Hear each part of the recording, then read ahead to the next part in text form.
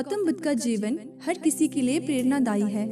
गौतम बुद्ध बौद्ध धर्म के प्रवर्तक थे। इनका जन्म 483 ईस्वी पूर्व तथा महापरिनिर्वाण 563 ईस्वी पूर्व में हुआ था। बचपन में उनको राजकुमार सिद्धार्थ के नाम से जाना जाता था। बौद्ध ग्रंथों के अनुसार गौतम बुद्ध के जन्म से 12 वर्ष पूर्व एक ऋषि ने भविष्यवाणी की थी कि यह बच्चा या तो एक सार्वभौमिक सम्राट या महान ऋषि बनेगा। 35 वर्ष की आयु में उन्हें ज्ञान की प्राप्ति हुई थी। वह संसार का मोह त्याग कर तपस्वी बन गए थे और परम ज्ञान की खोज में चले गए थे। आइए आज हम आपको सिद्धार्थ के महात्मा बुद्ध बनने तक के सफर के बारे में बताते हैं। बुद्ध का गोत्र गौतम था। बुद्ध का वास्तविक नाम सिद्धार्थ गौतम था। उनका जन्म शाक्य गणराज्य की राजधानी कपिलवस्तु के निकट लुम्बिनी में हुआ था। बुद्ध के जन्म के 7 दिन के भीतर ही उनकी माता का देहांत हो गया था। उनका पालन पोषण उनकी मौसी गौतमी ने किया था। शिशु का नाम सिद्धार्थ रखा गया। शाक्य वंश के राजा सुशोधन सिद्धार्थ के पिता थे। सिद्धार्थ के जन्म से पूर्ण भविष्यवाणी से परेशान होकर उनके पिता ने उन्हें तपस्वी बनने से रोकने के लिए राजमहल की परिधि में रखा। गौतम राजसी विलासिता में पले बड़े।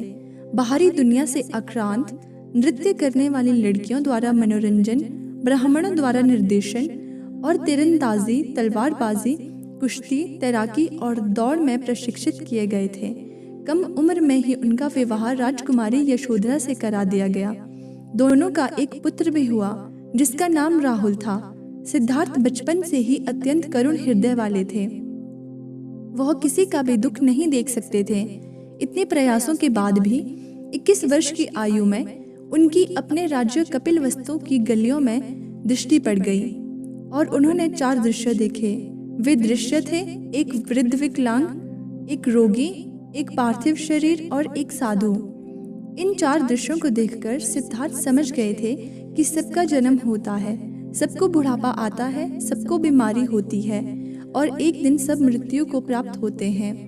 इससे व्यवस्थित होकर उन्होंने अपना धनवान जीवन, अपनी पत्नी, पुत्र एवं राजपाट का त्याग करते हुए साधु का जीवन अपना लिया और जन्म, बुढ़ापा, दर्द, बीमारी और मृत्यु से जुड़े सवालों की खोज में निकल गए।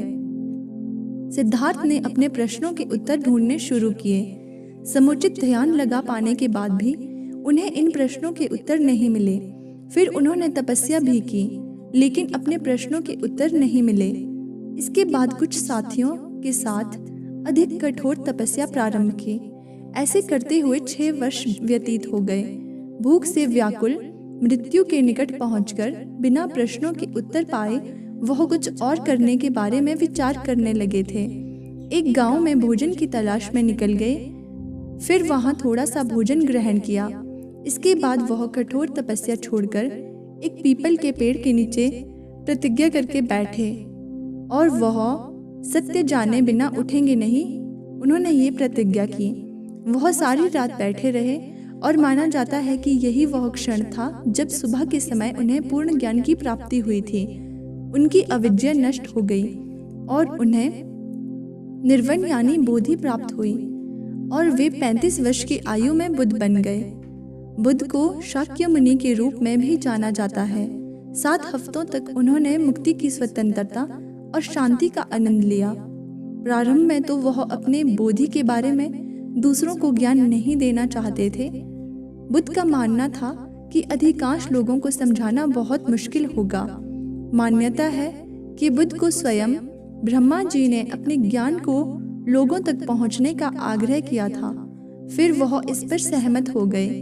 इस तरह उन्होंने अपना पहला धर्मोपदेश उत्तर प्रदेश के वाराणसी के पास सारनाथ में अपने पहले मित्रों को दिया था।